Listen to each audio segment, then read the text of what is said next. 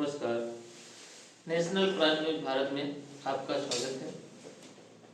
मैं मुकेश गुप्ता बात कर रहा हूँ भारत में सरकारी संविदा पर नियुक्त और आउटसोर्सिंग पर नियुक्त कर्मचारियों की। जहाँ तक माना जाए भारत में जो इसका रिकॉर्ड है, तमाम मीडिया के सर्वे हुए हैं, उसके मुताबिक कहा जाता है कि 1 लाख में 139 लोग सरकारी कर्मचारी हैं। वहीं दूसरी तरफ मीडिया रिपोर्टों को माना जाए तो वहाँ 1 लाख पर, जैसे अमेरिका जैसे देश हैं जो विकसित देश हैं, तो वहाँ संख्या सरकारी कर्मचारियों की ज़्यादा है। वहाँ 1 लाख पर 670 से लगभग 670 से ऊपर संख्या बताई जा रही है। तो भारत में लगातार सरकारी कर्मचारियों की संख्या कम होती जा रही है। सरकार आउटसोर्सिंग और संविदा के जरिए कम लागत पर अधिक काम लेने का फार्मूला अपनाकर लोगों से काम ले रही है। माना जाए तो ये सरकार के लिए बेहतर है, लेकिन रोजगार को अगर देखा जाए तो इसका बहुत बड़ा फर्क है,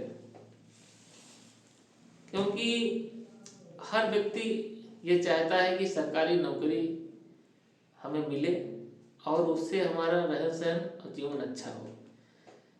सरकारी नौकरियों को लेकर के आपाधापी रहती है। अभी भारत के उत्तर प्रदेश जो राज्य है उसमें पुलिस कर्मियों की जो भर्ती हुई थी उसमें 60,000 पद थे और लगभग 48 लाख फॉर्म पड़े थे, आवेदन हुए थे।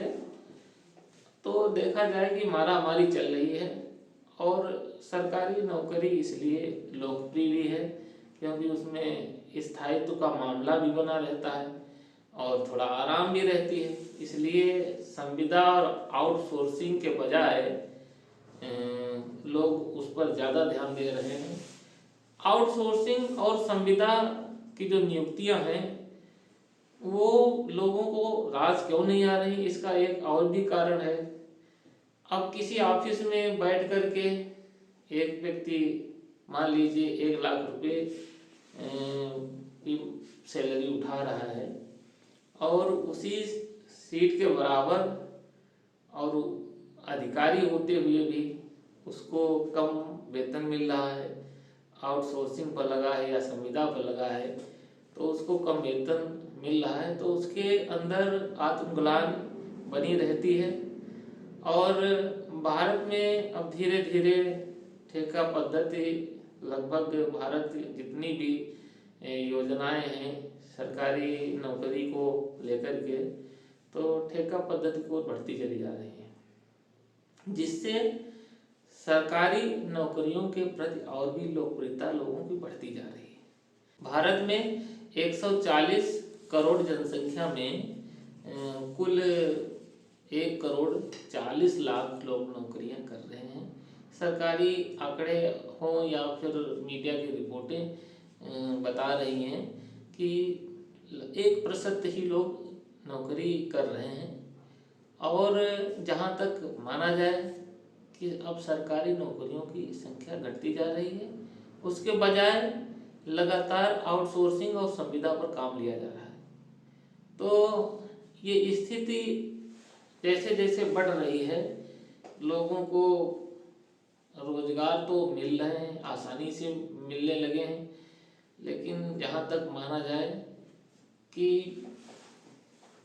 जीवन के अंतिम पड़ाव में बहुत दिक्कतों का सामना करना पड़ रहा है। तो ऐसी स्थिति में सरकारों को इस बात का ध्यान रखना चाहिए और जितने भी जो आउटसोर्सिंग सेंटर हैं उनके जरिए ठेके पर नियुक्त युवाओं को दी जा रही है, तो वो खूब काम भी करवाते हैं और उसके बदले छोटी सी उनको राशि दे करके मायूस जरूर कर देते हैं। हालांकि बेरोजगारी के दौर में भारत के युवा नौकरियों की चाहे संविदा पर मिले या सरकारी हो या फिर ठेका पर मिले, मजबूरन उनको हासिल करने के लिए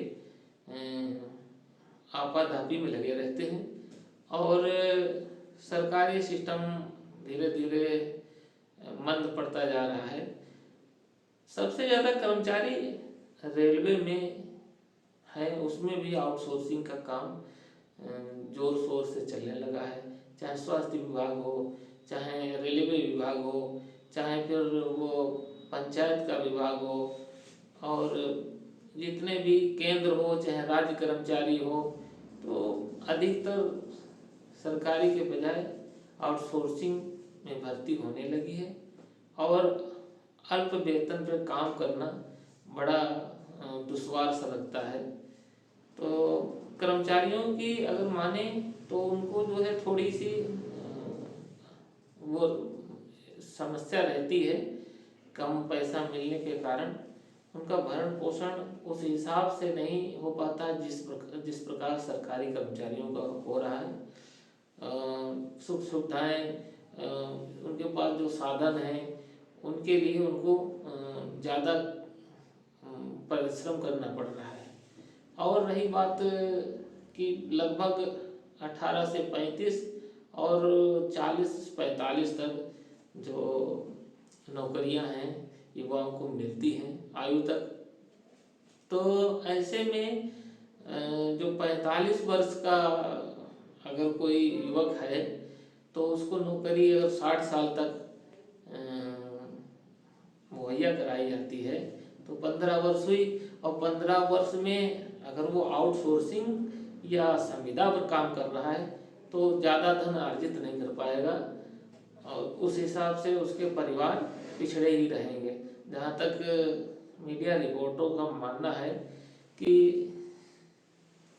लगभग नौकरी पाने वाले 60 करोड़ लगभग काम करने वाले नौकरी करने वाले 60 करोड़ लगभग लोग भारत में हैं, वहीं काम करने लायक 1 करोड़ होंगे। तो ऐसे में काम करने लायक हैं और नौकरी पाने लायक हैं, उनकी ही प्रतिस्पर्धा रहती है। बाकी धीरे धीरे खेती से जुड़े हैं और भी दुकानदारी से जुड़े हैं, उद्योग धंधों से जुड़े हैं। तो भारत की 140 करोड़ जनसंख्या जो है उसमें बहुत से रोजगार ऐसे हैं जैसे लघु उद्योग है, कुटीर उद्योग जिसको कहा जा सकता है, और भी जो बृहद उद्योग हैं उसमें भी काम कर रहे हैं। नौकरियों का जो दायरा है वो थोड़ा कम है। आप लोगों को क्या लगता है कि आउटसोर्सिंग की नौकरी और सरकारी नौकरी में कुछ अंतर दिखाई पड़ रहा है और उसका व्यक्ति पर या कर्मचारी पर क्या प्रभाव पड़ता है? तो इस बारे में आप हमारे चैनल के कमेंट बॉक्स में आकर के अपनी राय जरूर दें। धन्यवाद, नमस्कार।